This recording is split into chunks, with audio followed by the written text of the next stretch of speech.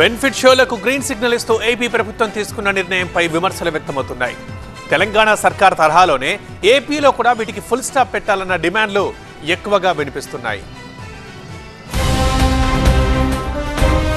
Benefit షోలపై మరోసారి చర్చ మొదలైంది. సంధ్య థియేటర్ ఘటన కారణంగా తెలంగాణలో ఇకపై బెనిఫిట్ షోలకు అనుమతులు ఇవ్వబోమన్నారు సీఎం రేవంత్ రెడ్డి. ఈ విషయంలో మరో ఆలోచన లేదని తేల్చి చెప్పారు.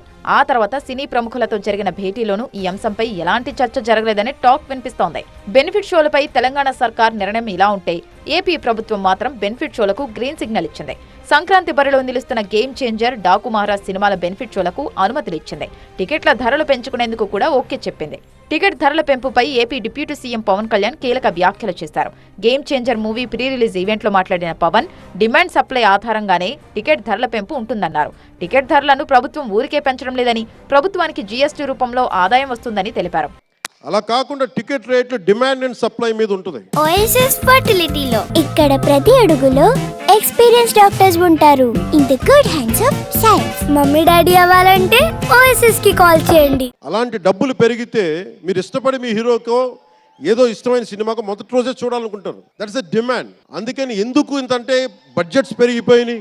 తెలుగు సినిమా మొత్తం ప్రపంచపరంగా వెళ్తూ ఉన్నాయి. దీనికి డబ్బులు కావాలి అంటే పెట్టుబడులు కావాలి.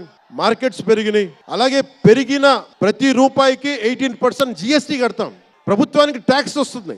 పెరిగిన ప్రతి రేటుకి ట్యాక్స్ వస్తుంది. ఇదేదో ఉట్టినా ఇవ్వట్లేదు ప్రభుత్వం. ప్రతి ఒక్కరికి ఏముంటుందంటే దీని ఒక ఫాల్స్ నెరేటివ్ ఉంది బయట.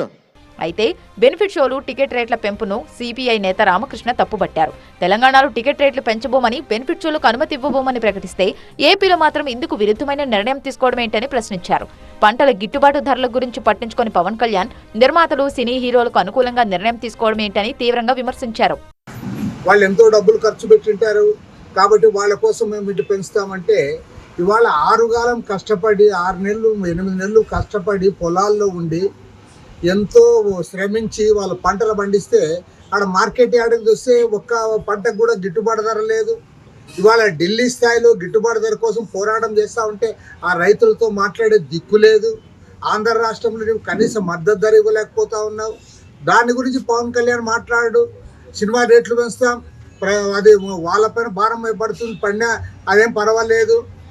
ఎవరైతే సినిమా యాక్టర్లు ఉన్నారో వాళ్ళకి మేలు చేస్తాం, ఎవరైతే నిర్మాతలు ఉన్నారో వాళ్ళకు ఊడిగం చేస్తామంటే, నిర్మాతలకు డబ్బున్న కోటీశ్వరులకు ఊడిగం చేయడానికి మీకు గవర్నమెంట్ ఇచ్చారని నేను అడుగుతా ఉన్నా. మొత్తానికి బెనిఫిట్ షోల వ్యవహారం ఏపీలో కొత్త చర్చకు దారితీస్తోంది. తెలంగాణ ప్రభుత్వం తరహాలోనే ఏపీ కూడా వ్యవహరించాలని కొందరు డిమాండ్ చేస్తుంటే, పవన్ కళ్యాణ్ మాటలతో దీనిపై ఏపీ ప్రభుత్వం దాదాపుగా ఓ క్లారిటీ ఇచ్చినట్టే అని మరికొందరు అభిప్రాయపడుతున్నారు.